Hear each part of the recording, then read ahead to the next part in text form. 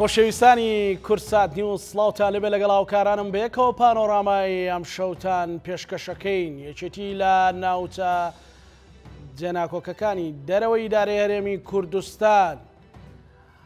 محوەری پێشەوە و جەبهەی پێشەوەی کوردستانی بوونی گرتووە. دەیەوێت کوردانە و کوردستانیانە دوور لە هەر ململانەیەکی سیاسی کار بۆ ئەو بکات کە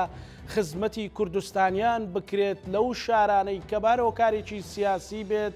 لە ماوەی ڕابردوودا لە چوارچێوەی ئیدارەی هەرێمی کوردستانی. قایمەی ئیتحاد ئەهل نینەوە یەکێکە لەوانەی کە بە هەگبەیەکی پڕ خزمەت گوزاریەوە لە مووسڵ و دەوروبەری ئەوێت خزمەت بکات. هەروەها لە کەرکووکی قودسی کوردستانیش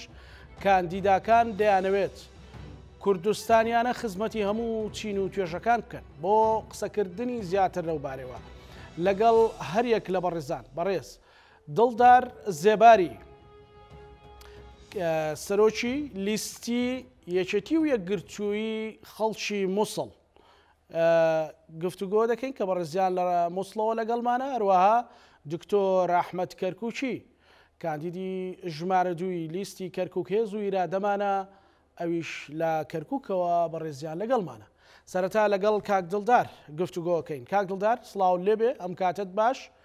ئێوە لە قایمەکەتان ئەتانەوێ چ خزمەتێک بە خەڵکی یان دانیشتوانی مووسڵ و دەوروبەری بکەن؟ زۆر سپاس کاک مەمنۆنم. طبعا لە لازم بزانین و پارێزگای ئەنجومێنە پارێزگای تشتێکی مهمە. ئەو پارێزگا ینی ئەنجومان تشتێکی مهمە زۆر حسب صلاحیاتی و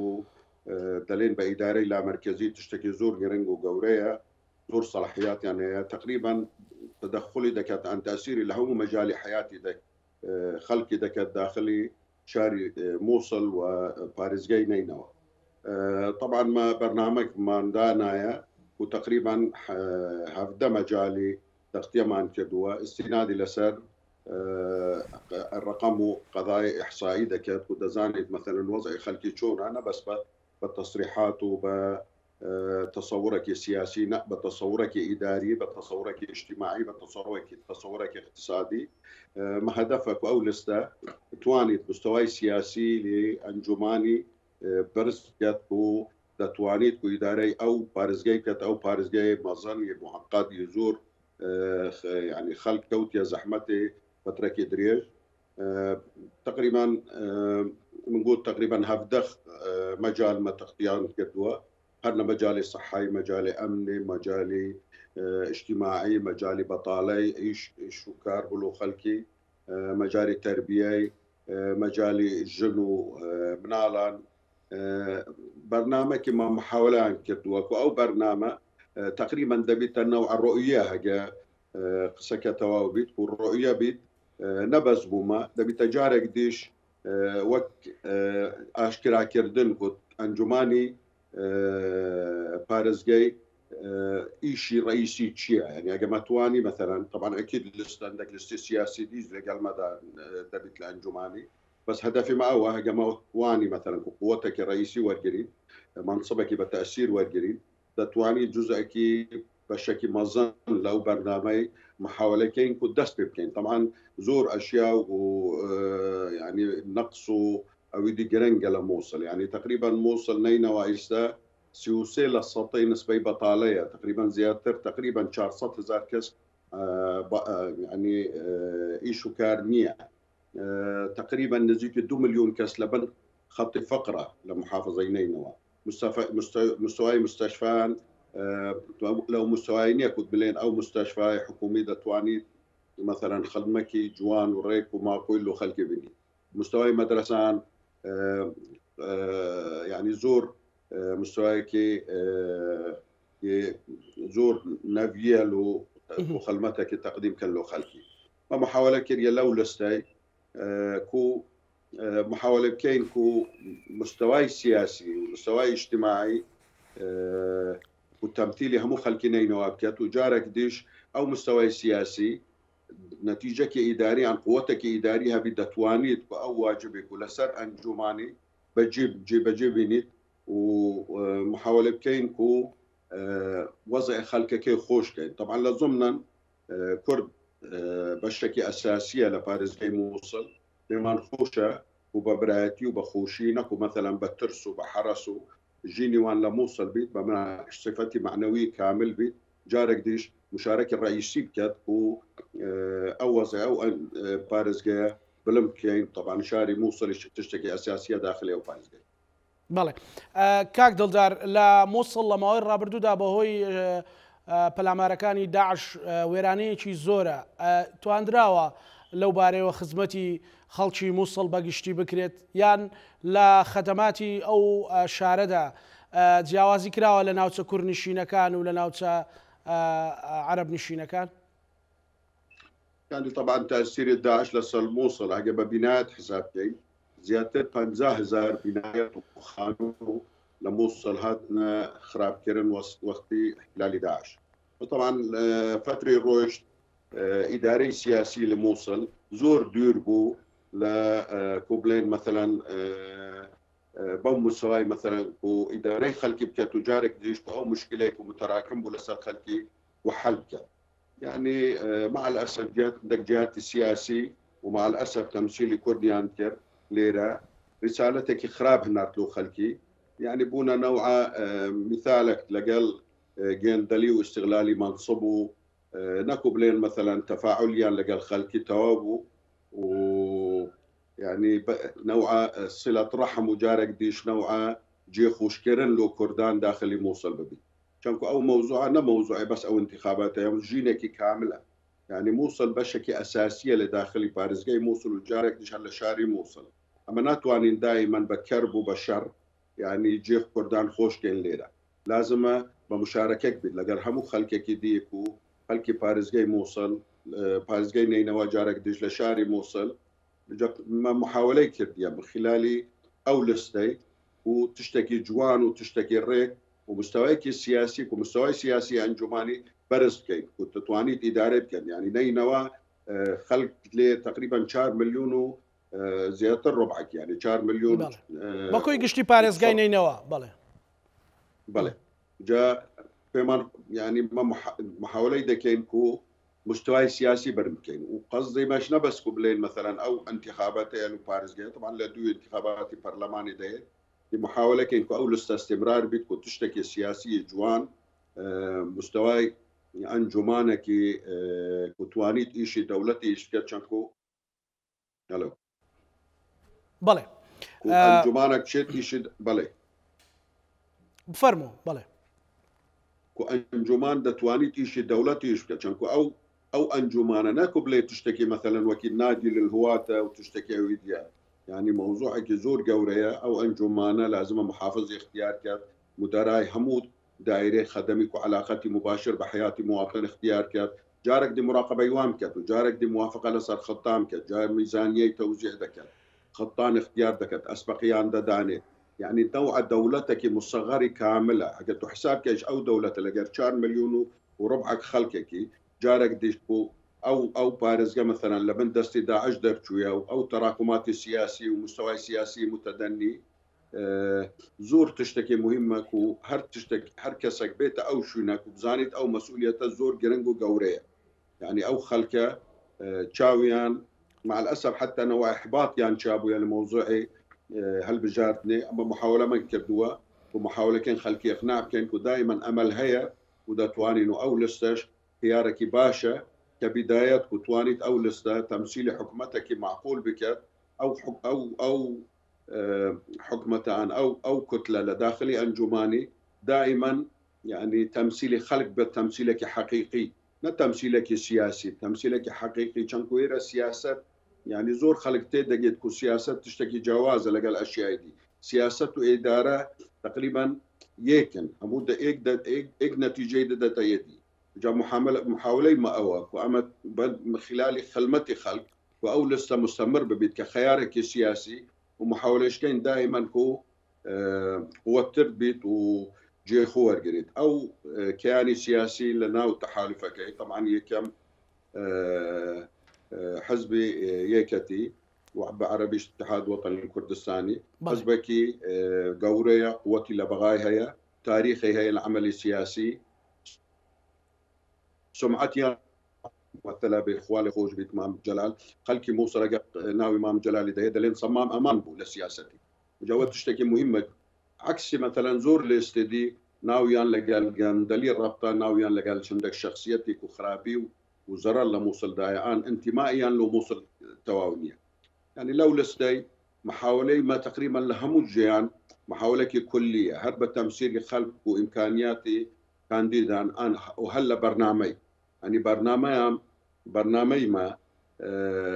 واقعية اعتمادي تصير إحصائي ده يستعمل زاني كان مدرسة لموصل كهربانية كان مدرسة مثلا مكتبينية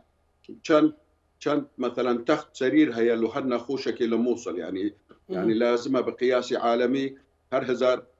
كسان تختك هبيت لنا وخستخاني باريس جاي طبعا لازمة تشونو هاتن أو مستشفى أنا ودي بدي استنى هر 2600 كسا تختك يا مستوى مستشفى زور خرافة كان كل نوع إدارة ونوع مراقبة لفترة طبعا أنجمان شمو حل كرن يعني نمان يعني زور خرافة تمثيلني لبين علاقة واضح لبيني أو تشتي سياسيا إداري وإداري محافظة يرو خلقك يعني تشار بين محافظ لموصل هات نقوري كسي سؤال ناكركو خلقي موصل رازينية لو محافظان إذا مدير إدارة تقريبا هم لسر أساسي دلي اختيار ده كان يعني زور كيش همان زورن بس أما يعني تقريبا جدينكو أما جدينكو إن شاء الله خطوكي درست وخطوكي كوامتواني لبشت أو خطوة استمراري بكان ككيانك سياسي يمعقول تبقى مثلا مستوى مسؤولية تمثيلي خلق مستوى ولازم فراغك كفتك لبيني حزب سياسي يعني لقال خلقي أو فراغي باتصاله بخلمتك ريك أبدي محاولة كينكو أو فراغ نميني بله كاك دلدار لقل ما بمينة دقرر مولات دكتور أحمد نزيق مانجا كبانجشي هالبجاردنا بريزت وكو ما مستياشي عيني لنا وخلق دابوين لنا وشو معاناة كاني خلشي كركوك دابويت وزقلوي وكو غنزيك وكو ما مستياك ئاگال لە وردەکاریەکان بۆ ئەو مانگەچی بۆ دەرخستی کە لە ناو کەرکووکا بتوانی باشتر دەست لە سەربرینەکاندا بنێی کە هەموو چین و توێژەکان لەوێ هەیەی.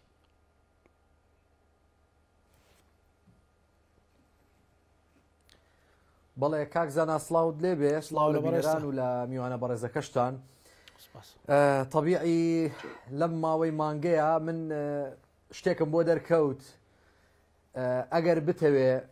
نەهامەتیەکانی خەڵک زۆر بەوردی بزانی بە تایبەت لە شاری کەرکووکە پێویستەکە خۆت کاندید بکەیت لەبەرەوەی تا ئەوەنە ساڵەی من مامۆسای ئاینیم لە ناو خەڵکام بڕوات بێ بە جددی هێندەی ئەم مانگە پەیم بە کێشە و گرفتەکانی خەڵکەکەی خۆم نەبردووە لەبەر ئەوەی زیاتر و زیاتر نزیکمی کردوتەوە لە خەڵکەکەی خۆم لە کێشە و گرفتەکانی خەڵکی خۆم بەڕاستی و هەر ئەمە ژوای لێم کردبوو کە بڕیار بدەم بە جددی خۆم کاندید بکەم و ئەو کەیسانەی لە لای منە و بە من گەیشتووە و گوێم لێ بووە و ڕۆژە لە ڕۆژان خۆزگەم خواستووە دەستی چاکسازیم تایە هەبێ یان وتارم لەسەری خوێندوتەوە وتومە ئاخ خۆزگە دەستم هەبوایە لەو کارە خۆزگە دەسەڵاتم هەبوایە چاشی کەم ئێستا کە تەنها دەمم هەیە تەنها زمانم هەیە ئەمانە وای لێم کردووە بەڕاستی من خۆم کاندید بکەم. ئەم شارە زۆر بریندارە کاک زانا پێویستی بەوەیە کەسێک یان لیستێک یان چەند کەسێک تیماری بکە لەگەڵ یابێ یان هەوڵی چارەسەرکردنی کێشەکانی بۆ بدا بەڕاستی بە درێژایی مێژوو ئەوەی هاتووە لەم شارەی خواردووە ڕۆشتووە ئێمە لە لیستی هاوپەیمانی کەرکووک هێز و ئیرادەمانە بڕوای تەواومان وایە هەر لە پەیڕۆ و پرۆگرامەکەشمانە باسمان کردووە ئەولەویاتی کارەکانمان بۆ ئەو کەیسانە بێ کە یەکلایی نەکراونەتەوە بە درێژایی ئەوەندە ساڵی کە غیابی ئەنجومەنی پارێزگا لەم شارەیە بوونی هەبووە کێشەیەکی زۆر کەڵەکە بووە لەسەر ئەم شارە پێویستی بە چارەسەرکردنە پێویستی بە کار لەسەرکردنە پێویستی بەوەیە شەو و ڕۆژی لەسەر بخەیتە سەر بۆ ئەوەی کاری لەسەر بکرێ و دەستی چاکسازیمانی تیا بێ من هەر خۆم ئامادە نەکردبوو هەر ئەوەندەی لە سەرەتای بەرنامەکەەوە هەتاکو ئێستا ئەم دقیقەی کە قسە لەگەڵ جەنابتە ئەەکەم نزیک 20 کێشە و کەیسم لە بەردەسایە ئەوە وەکو خەیاڵ هاتەوە خەیاڵم بۆ ئەوەی یەک کە خەڵک پێوتوی کە خەڵک مەسەلەن لە حملەی انتخاباتەکە تا خەڵک پێوتوی مەسەلەن پێیان ئەو کێشەیە ئەو کێشەیە ئەمەیان ئەوەیان ینی فەرمو باسی کەین دکتۆر ئەحمەد کاک زانە جان کاک زانە خەڵک پێیوتوم خۆم بینیومە لەناو بازار و کوچە و کۆڵانەکانە لەسەر مینبەرەوە باسم کردووە مودەی 10 ساڵ زیاتر باسی ئەم بابەتانم کردووە ئێمە وەکو کاندیدانی هاوپەیمانی کەرکووک هێز و ئیرادەمانە بە تایبەت دکتۆر ئەحمەد کەرکوچی کاندیدی ژمارە 2 لە لیستی هاوپەیمانی کەرکووک هێز و ئیرادەمانە پشت بەخوای گەورە ئەچینە ئەنجومەنی پارێزگاوە بە دەنگی دەنگدەرانمان سەرکەوتوو ئەبین بە ئەندامی ئەنجومەنی پارێزگا ئینشاءالله لە دوای ئەوەی کە مەلا ئەحمەد بوو بە ئەندامی ئەنجومەنی پارێزگا کاری چی ئەبێ پشت بەخوا هەوڵ ئەدەم ناڵێم 100% هەفتەی یەکەم و مانجی یەکەم و دوومانجی یەکەمی تر کەرکووکتان بۆکەم بە شامی شەریف بە هیچ جۆرێ ئەوە ناڵێم لەبەرەوەی من بڕیارم داوە وعدێکە لە بینی خۆم و خوایە واقعیانە لەگەڵ خەڵکی خۆمان مامەڵە بکەم و کار لەسەر ئەم کەیسانە بکەم کەوا لە بەردەستمایە بۆ ئەوەی بتوانم سربەرزانە بێمەوە ناو خەڵک و ڕووی ئەوەم هەبێت سڵاویان لێ بکەمەوە دووبارە و جارێکی تر جارێ یەکەم کار کە پێویستەکە لەناو ئەنجومەنی پارێزگایە بکرێ نەهێشتنی حکمی عسکەریە لەم شارەیە بەڕاستی گەڕانەوەی حکمی مەدەنیە بۆ شارەکەەوە دەرکردنەوەی جەیش و سوپایە بۆ دەوروبەری شار و حکمی ئەم شارە بدرێتەوە دەست پۆلیس و مەدەنیانە حکمی ئەم شارە بکەن نەوەکو هەر ماوەی جارێک بە هەمەڕەکان و بە مدەڕعە و بە دەبابە و ئەوانە هاوڵاتی بترسێندرێ پێویستەکە دۆخی کەرکووک وەکو دۆخی سەرجەم شارەکانی تر ئاسایی بکرێتەوە و چەندین ساڵە ئێستا لەژێر حکمی عسکەریایە ئەم حکمە عسکەریە ئێساکە هیچ پێویست بەوە ناکە پێویستەکە بگەڕێنرێتەوە دۆخی ئاسایی خۆی و کاری لەسەر بکرێ ببێتەوە بە حکمێکی مەدەنی ئەمە یەک خاڵی دووەم ئێمە لە کەرکووکە زۆر پێویستمان بەوەیە کار لەسەر سەرژمێریەکی تەواو و ورد بکەین کە پێویست ناکە ئیتر دەست ببین بۆ سەرژمێری ساڵەکانی ڕابردوو ئێستاکە ئێمە خەڵکمان زیادی کردووە نفوسمان زیادی کردووە ئێمە ئێستا ئەگەر لە 57 نفوسی کەرکوچیەکان لە میلەتی کووردا 148 بێ دڵنیا بن ئێساکە زۆر زیادی کردووە پێویستەکە بە سەرپەرشتی نەتەوە یەکگرتوەکان هەوڵ بدرێت سەرژمێریەکی وا بکرێت لەم شارەیە تا نەتەوەی کورد بە یاسایی دووبارە بچەسپێندرێتەوە و ئیتر کەرکوچی بوون و کوردبوونی ئەم شارەمان زیاتر پێ نەفرۆشرێتەوە و شەڕمان پێ نەفرۆشرێەوە کەس جورئەتی ئەوە نەکا بڵێ کەرکووک تروکمانیە یان کەرکووک عەرەبیە یان کەرکووک فڵانی و فڵانی و فڵانیە چونکە ئێمە ئەوانەمان تێپەڕ کردووە و لێ بووینەتەوە بەڕاستی خودی دەنگدانەکە چەند دەواازەیەکە کاک دکتۆر ببوورە بابەتێکە من خۆ شەرمەکەم کاک عفومکە مەسلەی دەنگدانەکە دەنگدانی کورد و بە حەزمێکی گەورە بۆ قایمەی کوردی و بە تایبەتیش بۆ قایمەی کەرکووک هێز و ئیرادەمانە مەسەلەن چەند گرینگە دەواازەیەکە بۆ ئستفتایەک بۆ مۆرلێدان لە کوردایەتی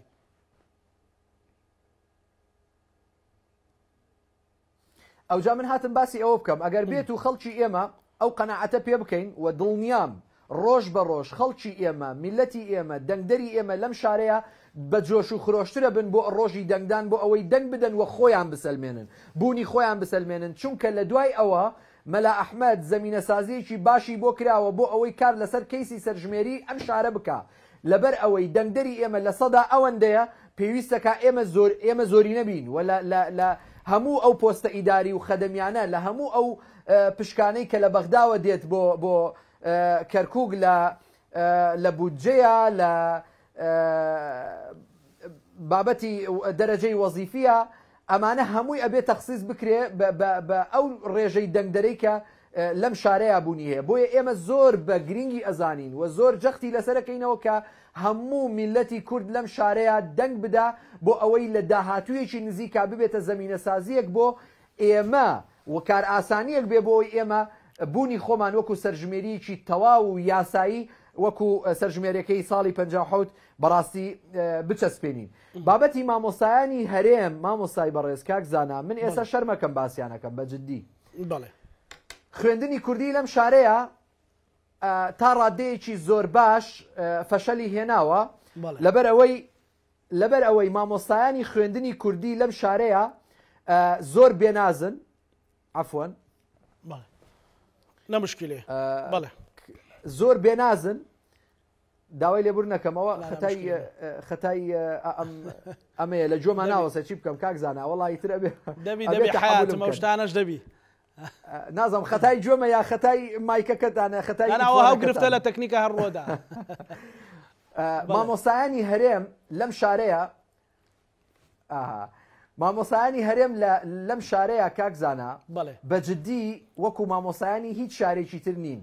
یعنی تۆ تەماشاکە لە مەکتەبی وا هەیە لەم شارەیە مامۆسای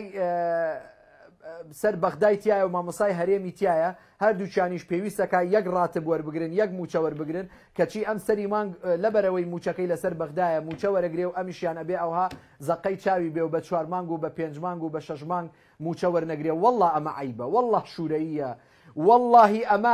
ئەمە شەرمە ئێمە ئێستا کە لە ساڵی 2023 باسی ئەم بابەتاکەین. بەڕاستی شاری کەرکووک ئەتوانم بڵێم ئێستاکە تەڵەبەی خوێندنی کوردی ئەناڵێنێ بەدەست ئەم بابەتەوە مامۆسای خوێندنی کوردی ئەناڵێنێ بەدەست ئەم بابەتەوە لە ئەنجومەنی پارێزگا پشت بەخوا کار لەسەر ئەوە ئەەکەین مامۆسایانی هەرێم ئەوەی لەم شارەیە ئەژی و خوێندنی کوردی سەر بە بەغدایە پێویستەکان موچەکانیشان بگەڕێتەوە سەر بەغدا و کاری لەسەر بکرێ بۆ ئەوەی لە بەغداوە موچەکانیان معەزز مکەڕەم بهێنرێ و بخرێتە سەر کارتی بانکەکەیان ژمارە بانکەکەیان و وەکو مامۆسایانی سەر بەغدا پێویستەکان مامەڵەیان لەگەڵا بکرێ. ئەمە لە پێناوی خوێندنی کوردیایە کاک زانا ئەگەر مامۆستا بەسکی تێر و بە جیرفانی پڕ و بە دڵی خۆشەوە چووە پۆلەکەیەوە ئەو کاتە تەڵەبەیەکی باش پەروەردە ئەبێ ئەو کاتە خوێندنی کوردی سەرکەوتو ئەبێ ئەو کاتە تەڵەبەکانمان پێویستیان بە متەرجم نابێ لە ناو زانکۆی کەرکووکە. کاک زانا بڕۆ سەرژمێریەک بکە بڕۆ بە دوواداچوونێک بکە بزانە تەڵەبەی خوێندنی کوردی لە زانکۆی کەرکووکە چ سوکایەتێکی پێکرێ. بەداخەوە ئەڵێم مامۆستای کوردمان هەیە لە زانکۆی کەرکووکە نایەڵێ تەڵەبەی کورد لەو زانکۆیە بە کوردی قسە بکە بە کوردی قسە بکە مامۆستای کووردە. یعنی ئێستا لەبەر خانەوادەکەی نەبووە ناویم ئەهێنا لەبەر ڕێز و حرمەتی خۆم نەبووە ناویم ئەهێنا سەدان تەڵەبەی کورد هەیە هاتووە شکاتی لێم کردووە و توێتی مامۆستا نایەڵێ بە کوردی قسە بکەین نەکەر بە کوردی جواب دەینەوە لە کاتێکا لە بەغداوە لە وەزارەتەوە قانونە یاسایە ئەو تەڵەبەی عەرەبی نەزانێ ئەبێ بە کوردی جواب داتەوە و مەجبورن ئەبێ لیژنەی تەرجەمە هەبێ و ئەسئیلەیان بۆ تەرجەمە بکە و بتوانن جوابەکەیان بۆ تەرجەمە بکە. لە ئەنجومەنی پارێزگا توانرێنیش لەسەر ئەو بابەتە بکرێ میلەتی کورد بۆ وای لێ هاتووە لە ئەنجومەنی پارێزگا ناتوانرێ ئەگەر ئەنجومەنێکی کارا و کاریگەر هەبێ مامۆستایەکی زانکۆ جورئەتەکە لە سەرۆکی زانکۆوە بیگرێ هەتاکو حرەسی بەر دەرگاکە باشە یەک کەسیان جورئەت ناکەن بە تەڵەبەیەکی میلەتی کورد بڵێن قاچت خواردانێ لەبەرەوەی ئێمە کەسێک خاوەندارەتیمان ناکە کەسێک نییە دیفاعمان لێ بکە کەسێک نییە بێتە دەنگ لەسەرمان بەڕاستی ئەوەی هاتۆتە دەنگ دراوە بەسەریا پێویست ناکە والله حەمیدی وا ئەناسم لەو زانکۆی کەرکووکەیە من بۆ خۆم لە زانکۆی کەرکووکم مامۆستام حەمیدی وا ئەناسم لە زانکۆی کەرکووکە بە بەڵگەوە بە تەڵەبەی وتووە پێویست ناکە بە کوردی قسە بکەن کوردی زمانێکی فەرمی نییە ئەبێ لە زانکۆی کەرکووکە بە زمانی عەرەبی قسە بکەن باشە بەڵێ ئەمە مۆستاکەتە ئەمە ڕۆشنبیرەکەتە ئێمە لە کەرکووکە مامەڵە لەگەڵ ڕۆشنبیری ئاوایە ئەکەین نەک عەوام ڕۆشنبیر باشە ئێمە بەدەستی خۆمان خەریکە خوێندنی کوردی لە ناوە دەین خوێندنی کوردی لەم شارەیە مامۆستای بەڕێز کاک زانا تەڵەبەیەک دروست ناکە بتوانێت مامەڵە بکە لەگەڵ مامۆسایەکی عەرەبە لەگەڵ تەڵەبەیەکی عەرەبە بتوانێت دیفاع لە خۆی بکە دروستە من بە شانازیەوە عەرەبیم خوێندووە ئێستا کەس نازانێ من عەرەبیم خوێندووە بە جددی موالیدی 93 لەو سەردەمەیە هەر عەربی خوێندووە هەتاکو تەواوم کردووە ئێستاکە گەورەترین داکۆچی ئەەکەم لەسەر تەڵەبەی کورد و لەسەر هاوڕێکانم خزم و کەسەکەم لەسەر میلەتەکەم بۆ لەبەرەوەی ئەزانم ئەوەی لە خوێندنی کوردیەوە دەرەچێ بەڕاستی فێری عەربی ناکرێ فێری ئەوە ناکرێ اختلاط بکە لەگەڵ عەرەبا بۆ ئەوەی دیفاع لە خۆی بکە ئەوان چۆن دێنە ناو چاوتەوە پێت بڵێن زمانی کوردی فەرمی نییە تۆش بچۆ ناو چاویانەوە بڵێ مادەی 4 دەستور ئەڵێ فەرمیە و غەسبە لەسەر دەبێ ئەبێ قبوڵیکەی خۆ بەدەست من و تۆ نییە زۆر باشە بابەتی خۆبەخشانی هەرێم 1400 خۆبەخشی هەرێممانەیە لە بەردەرگای ئەم بەرپرس و ئەو بەرپرس بکەون داوای ئەویان لێ بکەن تاعین بکرێن داوای ئەویان لێ بکەن وەڵا بەس بە محاضری خۆبەخش قبوڵمان بکەن کاکە خۆبەخش پارەمان لێتان ناوێت بەس قبوڵمان بکەن دەرز بڵینەوە ئەمە لە چ دنیایەکە لە چ جیهانێکە لە چ قانونیەکە لە چ وڵاتێکە ئەم بابەتە هەبووە بەڕاستی نەبوونی ژێرخانی ئابووری لەم شارەیە کاک زاناوای کردووە ئەگەر ئەمە بکەیتە بەشی دووەمی ئەوە کاک دکتۆر ئەحمەد بە تایبەت لە گەڕەکە کوردیەکانە بەڵێ ئەمە بکەیتە بەشی دووەم بۆی من لەگەڵ کاک دڵدار بەشێک لە هەوڵەکانی ئەوانش گفتوگۆ بکەین کاک دکتۆر ئەحمەد ئەگەڕێ بۆ لات کاک دڵدار وەکو بەڕێزت باست کرد ئێستا کێشەی ئەمنیش لە مووسڵانی مەسەلەن بەڕێزت باست کرد کە ئێستا ئەمە کێشەی ئەومانە ینی کێشەکان متەنەوعن لە کەرکووک و لە مووسڵیش مەسەلەن دکتۆر ئەکید گوێبیستی بووی کە کۆمەڵێک معاناتی کەرکووکی باس کرد مەسەلەن لە مووسڵ بەڕێزت باست کرد پێویست ناکە خەڵک حرەسی هەبێ و ئەمنیەت مەترسی هەبێ ئێوەکو قایمەی یەکێتی ئەهلی خەڵکی منینەوە یان مووسڵ چی بۆ ئەو بابەتە ئەکەن وە لەسەر کۆمەڵێک گرفتی ترکەوەی کە خزمەت گوزاری باشتر بگا بە خەڵک وە گەنج بتوانێت کە مووسڵ یەکێک بوو لەو شارانەی حەزارەتێکی گەورەی لەسەر ئاسی عێراقا لە تاریخا هەیە وە لە ئێستا هەیە بتوانرێت کە ئەمانە زیندوو بکرێنەوە طبعا زۆر کێشە لە هەر شوێنێکی لە عێراقی تقریبا وەکیەکی ینی ژینێ خەڵک زۆر خەڵک بەو ژینێ خۆی رازی نییە تماشا بکەی مستوای خدمات و چه صحی چه تعلیمی چه خدماتی ئیشی تایبەت ئەوە شتێکی گرنگە و شتێکی زۆر مهمە و هیچ سیاسەتی لە حکوومەتی لە يعني او إشانة مثلا ناجح ببيت عن فرصة نجاح بدات لو خلقك شي فلاح بيت وزراعتي بكات شي مثلا إشي صناعيها بيت تقريبا زور أشيان يك لهمو خلق عراقي بصورة عامة وكركوك وموصلش تقريبا زكيك بس موضوع أمني استلم موصل الحمد لله خاصة داخل الشارع وري الرئيسي كشمانية بس أول نكب لي مثلا كوما قناعة مان هيك أو تشتهات يكرن فعلا قاعدة أساسية كو أو أمن استمرار دبيت أمن تشتكي نتيجة له وضع اجتماعي وضع اقتصادي وضع معنوي له خلقي أو شارنا خلقي باريس جاي بصورة عامة يعني دوري حكومتي دورك كاملة نكب لي مثلا أتو مثلا هندامي أنجماني باريس جاي له أو تشتي خاصة يعني حساب كاين صلاحيات ومسؤولياتي أنجماني باريس جاي تقريبا تمثيل دولتك كامل كتب يعني بشر خول إيشي وان تنفيذية يعني أو إقراري لموازنة دكت أو اختياري مدير عندك مراقبة مباشرة وجارك ديش لشناو يعني أندامان تمثيلي معنويش معناها يعني مثلا أمن ككردم تمثيلي خالق كده كاملة أنجماني باريس جاي نينوى أو ضمنا من هالتشتكي مثلا شخصيتي كرد كم كانت عن مثلا تأثير اللي بكات عن وضعي بكات مواطنة كدرجته حاشا مثلا أو طبعا قبولنية بس أما دي تحقيق كان محاولة ما أو برنامج كاملها بيك وبرنامج استعدادي بيكين وأما تشين مسؤوليتي أو خلقي دكين أو مسؤوليته شامل همو اتجاهات دكات لو ما كوما ببرنامج وما تشاكر دي طبعا أما استنادي لسر رقمان الرقم مش أو تدانية كبلي مثلا أو كردة وعربة وسنية أو شيعية أو فالية تشتكي عامة يعني تماشى بكي يعني تشتكي كارثة ما هي يعني استشتويك شستويك سطا للسطي للطلبي ما اعدادي تواوناك تقريبا شستوشار للسطي العفو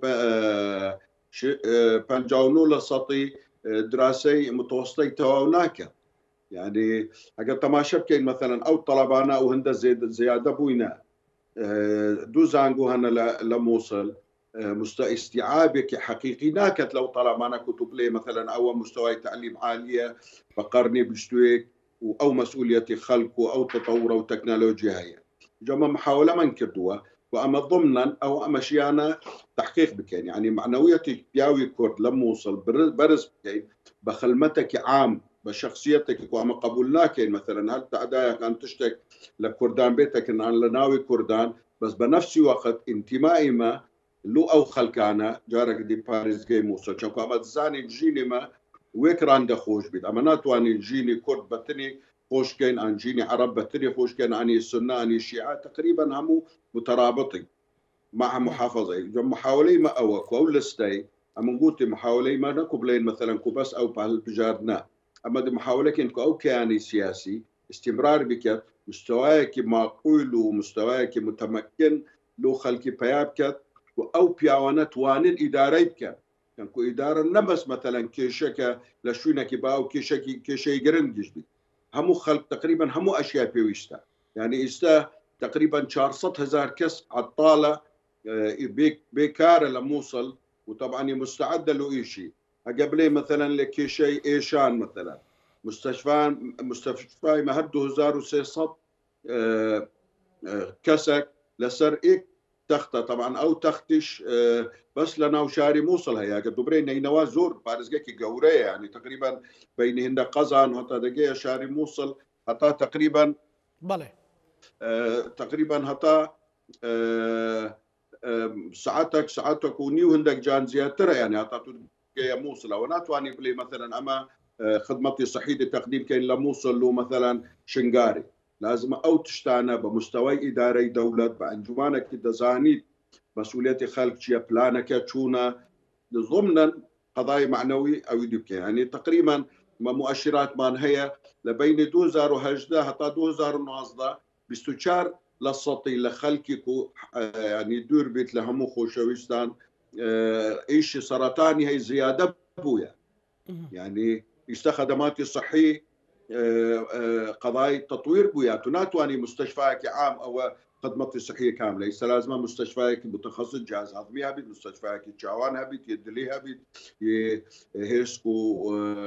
يخويني هبيت يعني دور بيت لهموان سرطاني هبيت لو اشيانا يعني تقريبا مجتمع ما همو تشبيويستا وجهر خلقك يكو مثلا خو كان ديت كتكو بيتا ممثلي او خلقي لازم تبقى اولا كيش ومشكله ايشي او خلقي شيء جارك ديش نوع بلانك دانت ودتوانيت مثلا ادارتي دولتي بكتشنكو ادارتي دولتي فرق لقى الكتب لي مثلا برنامج سياسي يعني ثقافي متكامل مش يعني ما محاوله ما نكردوها هرب تمثيلي داخلي لسكي تقريبا لهمو فارس جاي موصل تمثيل معي لهمو بشي خلق مان هي يعني مثلا شيعة هي سنة هي كاك دلدار كاك دلدار تاتن عشيرتكان او خوشكو برا برزاني زيباريكان مثلا هرشي سورتي اواني كسالاني شي زور اهلي الرسنيان دانشتوي الرسني موصلا لان لتوارتيوي قايمكي ودات زيده قرنو بال بشتيتان دكن وبيامت شي بويان لو بتوانن او قايمه سركوتو بكن اكيد چونكو شاري موصل بحقيقه اما جارك دي دلين بهر شكلان درجيلو بادينا وتقريبا لنا شاري موصل نكو بلي مثلا قضايا شنغار عن باشوكي عن لقرقوش او دور بري موصل كردزورا بس لنا شاري موصل حتى 400,000 كسي بياوكي موصلها بو استا لبر او فتره روش بر سوء اداري بر تمثيلك شاذ يعني قبل ناتواني وتمثيلك متكاملك وانسانيه وتبقى احترامي لشخصيته وهويته خوي بكات وجارك ديزاينت وكتو خلق دابي لازم اتم مندمج بي بس شخصيتي خوي كامل ده قبل مثلا كويك بليت او اتم مواطنك درجو عن حقيقته كما تمتر لحقك دي لازم موصل بيته وجودي هر لو خلقي موصل او اللي دجي جارك ديج دبي تجينا جيك شوني رسطو درجالو همو كردان وبتايبت وكيف وجنابت لي او عشيرتي مثلا لمنطقه اكري لدهوكي او الزوريان علاقتي يعني علاقتي اجتماعيه يعني علاقتي اقتصادي بموصل زوره وبيوشتنش او علاقته خوش ببي بس اما ناتوانين مثلا كو ايكي اداري بكت وتمثيل كردام كت لموصل تعداي لخلكي بكت بترمزك ومثالك جيندلي واما بلين والله كرد لازم اما كرد وزعمان لموصل قوش بيت لازم اخليك احترام مان بقرد او تشتنيه او تشتكي خياله تشتكي واقعه بس اما محاولة دكين خلالي او لستين واما بلين كبشكي طبعا الرئيسي كرده وهرب حزبي كتي وجارك ديش بتمثيلي من كبياوي خبره مع هبو لحكومتي محلي وايش مان كردوا وهر كرد مش لعشيرتك معروفه مش دتوانين يعني ضمنا سمعتي كرد وامكانيتي كردكم مثلا خلكي موصل بلد وما بيخوشه او بياوه مثلا بيتا محافظ كرده بس بمان خوشك وبيتا محافظ موصل كان دتواني اداري بله كيش مشكله خلق شيء ودراسات كانت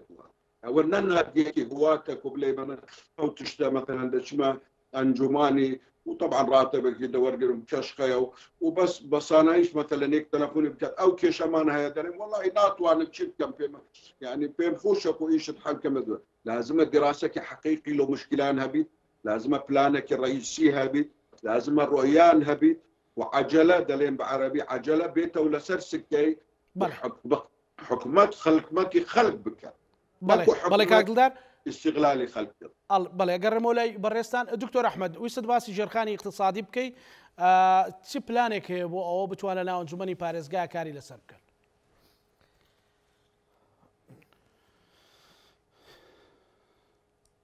بله کاکزانە ئێمە وەگوتم لە کەرکووکە کێشەمان زۆر زۆرە یعنی یەکێ لەو بابەتانی کە پێویستە کە کاری لەسەر بکرێ ژێرخانی ئابووریە پێویستە کە کاری لەسەر بکرێ بابەتەکان زۆرن حەزەکەم کەمێک سەطحی بم لەگەڵیە بابەتی ژینگە کەرکووک پێوەی ئەناڵێنێ بەجددی ژینگەی کەرکووک لەژێر مەترسیایە کاکزانە پێویستەکە لە ڕووی سەوزاییەوە سەوزایی زیاد بکرێ لە چواردەورەی کەرکووک و لەگەڵ ئەوەشە ئەو کارگانەی کە کارەکەن پێویستەکە ڕقابەیەکی تونگیان لەسەر بێ وابێ لە ژێر ستانداری جیهانیا بێ بۆ ئەوەی تەسیر نەکەنە ژینگەی کەرکووک و لەگەڵ کۆمەڵێک ڕێکاری تر کە پێویستەکە لە خزمەتی ژینگەی کەرکووکا بێ خاڵێکی زۆر گرنگ هەیە پێویستەکە یەکلا بکرێتەوە لە ئەنجومەنی پارێزگایە زەوی وزارەکانی کورد لە دەوروبەری کەرکووکە ئێمە بە درێژایی مێژوو لەم شارەیە ئەو کێشەیەمان هەبووە و بە تایبەت ئەم ساڵانەی ڕابردوو کە ئەنجومەنێکی کارا و کاریگەرمان نەبووە لە کەرکووکە بۆیە ئەو کێشانە کەڵەکە بووە زیاتر زەوی کووردە بەڵام عەرەبی هاوردە داگیری کردووە پێویستەکە هەر لە زەویەکانی ئیطفاوە هەتا ئەو زەویانەی کە ئێشتا کە یەکلا نەکراونەتەوە زەویەکانی بڵین ئەوانەی کە ئەچێتە ژێر ڕچێفی لیژنەی شئون شیمال ئەو بابەتانە هەمووی ئەبێ یەکلا بکرێتەوە لە ناو ئەنجومەنی پارێزگایەوە بە جددی ئەبێ کاری لەسەر بکرێت چونکە حەق و مافی جوتیاری کووردە لە دەوروبەری کەرکووکە لە سەرگەڕانە لە داقووقە لە تۆپزاوایە بابەتی گومرگ و خاوە وەرگرتن ئەگەر ئەنجومەنێکی کارا و کاریگەر هەبێ کەس جورئەتەکە لە کەرکووکە لەسەر مافی خۆمان گومرگمان لێوەربگیرێ و خاوەمان لێوەربگیرێ نەبەخوا بابەتی بەرتیل وەرگرتن لە دام و دەستگا حکوومیەکانە تەحەدا ئەکەم لە زۆربەی زۆری دام و دەستگا حکوومیەکانە بە ئاشکرا بەرتیل وەرەگیرێ بە ئاشکرا بەرتیل وەرەگیرێ ئەگەر ئەنجومەنێکی کارا و کاریگەر هەبێ کەسێک جورئەتی ئەوە بک بەرتیل وەربگرێ کەس هەیە جورئەتی ئەوە بکە کاکزانە قانون هەیە بەڵام کەسێک کێوێ تەطبیقی بکە کەسێک کێوێ جێبەجێ بکە کەسێک کێوێ نەکردرێ بە پارە کەسێکی ئەوێ بەڕاستی ئەم لاولای نەبێ بتوانێ ئەوەی کە بەرتیل وەرەگرێ باوکم بێ لە هەر شوێنێکا بێ بدرێتە دادگا ئەگەر ئێمە بەم نەفەسەوە کارمان کرد متمانەی میلەتەکەمان وەرەگرینەوە و ئەو کاتە بەجددی ئەو بابەتانەی کە گەندەڵین زۆر بە ئاشکرا و زۆر بە ئازادانە ئەتوانین دەستی بۆ بەرین لە بەرەوەی سەلاحیاتمان هەیە ئێمە لە ئەنجومەنی پارێزگایە بابەتی سعری مۆلیدە و کارەبای نیشتیمانی کە من بۆ خۆم چەند ساڵە هەر باسێکم پێویستەکە بەڕاستی چارەسەری بۆ دابنرێ و ئەو پرۆژەیە کە لە سەردەمی کووردا هەبووە کە بۆ هەر ئەمپێرێک 3000 دینارە دراوە بەشە گازی مۆلیدە ئەهلیەکان سەربەرزانە ئەدرا پێیان و حەقی خۆیان بوو پێویستەکە بگەڕێنرێتەوە و محاربەی ئەو زیادکردنە بکرێکە لە سعری ئەمپێری مۆلیدەیە ئەکرێ و بە کەیفی خۆیان دەستکاری ئەکەن بەڕاستی. بابەتی کەرتی تەندروستی پێویستەکە کارێک بکرێ کەرتی تەندروستی لەم شارەیە لە خزمەتی هەژاران نابێ. من لەگەڵ کەرتی تایبەتام، بەڵام کەرتی تایبەت لە خزمەتی دەوڵەمەندان نەخێر، ئەبێ لە خزمەتی هەژاران نابێ.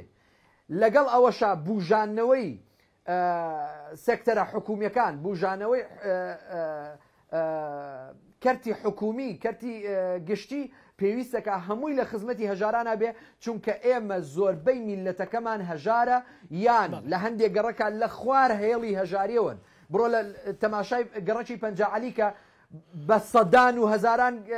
خێزان هەیە لە خوار هێڵی هەژاریەوەن. باشە لە تەماشای فەیلق کە تەماشای بارودخانەکە، تەماشای گەڕەکە کوردیەکانمان کە ئەوانەی کە ساڵەهای ساڵە لە پێناو ئەم میلەتەیە، لە پێناو ئەم خاکەیە قوربانیان داوە بە خوێن، قوربانیان داوە بە مناڵ، قوربانیان داوە بە ماڵ، قوربانیان بە سومعەتی خۆشیان داوە، قسەیان پێ ئەکرێ لەسەر کوردبوونیان، هزار تانە و تەشیریان پێ ئەکرێ کۆتا جار بە خەڵکی گەڕەکی پەنجعەلی وترا تیرۆریست، کە ئەوەی تیرۆریست نەبێ بە خەڵکی ئەو گەڕەکانە ناڵێت تیرۆریست. باشە لەسەر کوردبوونیان ئەو قسانیان پێ ئەوترێ، بەڕاستی پێویستەکە لە خزمەتی خەڵکەکەی ئێمە کە ئەوەی کە فەقیر و هەژارە کەرتی گشتی و کەرتی تایبەت لە خزمەتیا بێ. باشە دکتۆرێکی زۆر گرنگەیە کاکزانە. باشە بۆ خاڵە کە من بۆ خۆم ئەمەم لەسەر مینبەرەوە باس کردووەوە شانازی پێواکەم. پاکتاوکردنی بابەتی ڕیعایە. ئایا ئەزانی چەندین ماڵی دەوڵەمەند هەیە ڕیعایە وەرەگرێ لەسەر حیسابی هەژار و فەقیر و هەژار؟ دەی من ئەگەر لەوێ لە ئەنجومەنی پارێزگا بم وەڵڵا سەربەرزانە ئەوەی کە دەوڵەمەند بێ، ئەوەی خاوەنی سیارە و خانووی خۆی بێ لە قورجی دەرێکەمە دەرەوە ئەو ڕیعایە ئەیدەمە کەسێک کە بەڕاستی پێویستی پێیەتی، کەسێک بەڕاستی مزگەوت و لەو مزگەوت سواڵە کابێ مامۆستا ئاینیەکان بۆ خۆیان پارەیان بۆ کۆکەنەوە. دکتۆر ئەحمەد پەیامێکی کورت و پوخت لە ڕێگەی شاشەی کورسانی زۆر بە کورتی زۆر بە کورتی یەک دقیقەم پێ بدەیت. فەرمۆ یەک دقیقە زۆر بە کورتی ئەو باسی ئەو بابەتان ناکەم کە ئینشاڵڵا کاری لەسەرەکەین. بابەتی پترۆ دۆلار و ئەکتیڤکردنەوەی بۆ گەنجانی کورد لەم شارەیە، هەوڵدان بۆ ڕەخساندنی قەرز و سلفە بۆ گەنجەکانمان کە کاری تایبەتی خۆیانن هەبێ یان بتوانن زەواج بکەن، کەمکردنەوەی باج لەسەر سێکتەرەکان لە سەرجەم سێکتەرەکانی ژیانە کە ئێساکە زۆربەی زۆری لەبەر زۆری باج ئێساکە جاری وا هەیە ناتوانین پارەی کارەبا بدەن، ناتوان پارەی ئاو بدەن، ناتوان کۆمەڵێشت هەیە پێویستەکە کەم بکرێتەوە. فلتەر خستنە سەر کەرتی تایبەت لەسەر جەم سێکتەرەکانە بە تایبەت لە پەروەردە لەم کەرکووکەیە نیزامێک بەڕێوە ئەچێ لە سەردەمی قوڕەیشی شا ئەو نیزامە بەڕێوە نەچووە، هەمووی لەسەر حیسابی دەوڵەمەندەکان و خاوەن پرۆژەکانایە مامۆستایان کردوتە عەبدی خۆیان، تەڵەبەیان کردوتە عەبدی خۆیان کە هەموو کەرتی تایبەت لە پەروەردەیە بەگشتی بووەتە بابەتێکی بازرگانی صرف لا نەپەروەردە نەخوێندنی تایە. هەوڵدان بۆ دابینکردنی بژێوی بۆ خێزانە کوردەکانی ئەم شارە کە بە جۆرێک وا بکەین هەموو ماڵێک بژێوی ژیانی خۆی هەبێ، ئەگەرچی بە تەعین بێ، ئەگەرچی بە کەرتی تایبەت بێ، ئەگەرچی بە خستنە سەرکاری خۆی بێ، پێویستەکە هەموو ماڵێک مەزدەڕێکی ڕزقی هەبێ و لە کۆتاییە ئەڵێم کارکردن بۆ نەهێشتنی دیاردەی سوالکردن و دژایەتیکردنی ئەو مافیایانەی کە لەم شارەیە بازرگانی بە سوالکەرەکانەوەکە. سپاس دەکەم کاک دکتۆر ئەحمەد. کاک دڵدار ئەگەر بتوانی هەم پەیامێکی کۆتایی بە زمانی کوردیش و بە عەرەبیش پێت گونجاو بێ بفەرموو. طبعا زۆر سپاس و ڕێز و احترام لە کاک ئەحمەد دکتۆر ئەحمەدیش و پێم خۆشە شێک و ببینین و دایما هەردوو لیستانی شاگان لەیەکە بیت و هەردوو نەجاح هەردووان یەکە هاوکاری یەکیش دەکەین و مشکلەی کەرکووک و مووسڵ هەردوو بنێک. طبعا جیلی خەڵکی زۆر مهمە، پێم خۆشە کورزوو خەڵک زۆر احتیمامی بە ئەو هەڵبژاردنەی بکات خطووەکە لەو پێش ئەو ڕۆژێک و ئەتوو هەڵبژاردنەی دەکەی پشتی 4 ساڵە نەتیجەی هەڵبژاردنەی تو ئەتوو تەعاملی دەکەی و تەسیری لە حیاتی خۆی دەکەی. ئەو کەسێکی و دەشتە ئەندامی لە ئەنجومانی نەوعیەتی ئەو کەس چی بانتماء وبإنسانيته بعقله بإمكانية جارك دي كتواني إيش بكت زور تأثير يعني هيا لسر حياتي دو أو كسانا أو بيشتنو كسك أو يكون لم بارز جاي موصل بيشتنو كسا تأثيري ل حياتي تو مباشر دكت 4 سالان لجاتي تو اختيارا دكت باران توزيع دكت مديران تعيين دكت مراقبة دكت إقالة دكت أو تشتانا زور جرنجا وجارك دش أو حكمت مسؤولة هر تشتكيا أمش محاولة من الرئيسي جدي ككرد وأما بهاوكارو برادران لو كردان زيدكين ليرك وبتدرجة كيجين لو همخ كسكي كرد لموصل بس بانتمائك كامل نقبلين مثلا أما لسر حساب قوميتي خو عن ناوي خو عن مثلا كرامتي خو كرامتي خلقي كرد أما تنازلي بكين نا بس أما إنسانك متكامل لو مجتمعي دزاني جين مان مشتركة وإن شاء الله بولستي بدها تشتكي كيانك مستمر وضمن اللويكاتيانش وخلق تبقى يتلموصل وحزبك حزبك قوته ودتوانيت إيش بكت ودتوانيت إداريش طبعا هجب عربيش خصيب كم أما بعربي خوش نازل خندي منها مو عربي يعني أنا دراستي كلها عربية والحكي عربي فأنا أتمنى من الناس أنه تستوعب أنه هذه المكانات وهذه المؤسسات مهمة جدا لحياتها وهذه الفعاليات الانتخابات هي طريق أنه يحسنون نوعية الأشخاص اللي موجودين في هذه المؤسسات بحيث أنه يكون انتمائهم كامل إنسانيتهم كاملة ما يتعاملون بحقد وكره مع أي فئة من فئات المجتمع داخل محافظة نينوى. بالإضافة إلى ذلك يجب أن يكون لديهم إمكانية وضمن فريق عاد خطة مطلع على المشاكل ونحن كقائمة حاولنا أن نطلع على أغلب المشاكل لأن مستحيل أن نطلع على كل المشاكل لكن بإمكانيات وبمحاولة حقيقية استطعنا أن نغطي 17 مجال من مجالات الحياة ووضعنا نوعا ما بقواعد بيانات لمستوى المتدني مع الأسف الشديد للخدمات ومع ذلك أيضا وضعنا رؤية قد تكون جزء من عندها برنامج قابل للتطبيق في السنوات القادمة لكن بصورة عامة هي رؤية بحيث أنه يعرف المواطن ما هو المعيار الذي يقيس عليه أعضاء مجلس المحافظة للمرحلة القادمة. وشكرا جزيلا وتحياتي واحترامي دكتور أحمد وأتمنى أنه دائما نكون على تواصل كقائمتين ما بين الموصل وكركوك أنه نتعاون في كل المجالات وتبادل الخبرات ووجهات النظر وشكرا جزيلا. زۆر سپاس کاگلدار باسیەوەی کرد کە ئێمە قایمەیەکین لیستێکی هاتووین لێرە بەبێ جیاوازی خزمەتی هەموو لایەکەین و دیراسی هەموو کێشە و گرفتەکانمان کردو لە 17 خاڵدا کۆمان کردوتەوە ئەتوانین بە شێوازێکی منەظەم ڕێکوپێک خزمەتی هەموو چین و توێژەکان بکەین بەداخەوە لە ماوەی ڕابردوودا کۆمەڵێک کێشە و گرفت هەبووە نەتوانراوە چارەسەر بکرێت بەڵام ئێمە پلانمان هەیە ئەتوانین چارەسەری بکەین و ئەزمموی ڕابردوومانێ لە ڕابردوو قایمەیەکی دیار بووین و ئەتوانین ئیش بکەین و هیوای سەرکەوتن بۆ هەموو لایەگە خوازین و ئەشتوانین بەیەکەوە کاری باش بکەین و هیوا سەرکەوتنیشی بۆ دکتۆر ئەحمەد خواست ئینشاءڵڵا هەردووکتان سەرکەوتووە بن بەڕێز دڵدار زێباری سەرۆکی لیستی ئیتیحاد ئەهل نینەوە واتە یەکگرتوویەکێتی خەڵکی نینەوە وەروەها دکتۆر ئەحمەد کەرکووچی کاندیدی ژمارە 2 لە لیستی هاوپەیمانی کەرکووک لیست و هێز و ئیرادەمانە. سپاس بۆ هەردوو میوانی عزیزم ئێمەش لەگەڵ هاوکارانمان پانۆڕامامان پێشکەشکردن هەموو لایەکتانەکەی ئەمانەتی خوای گەورە.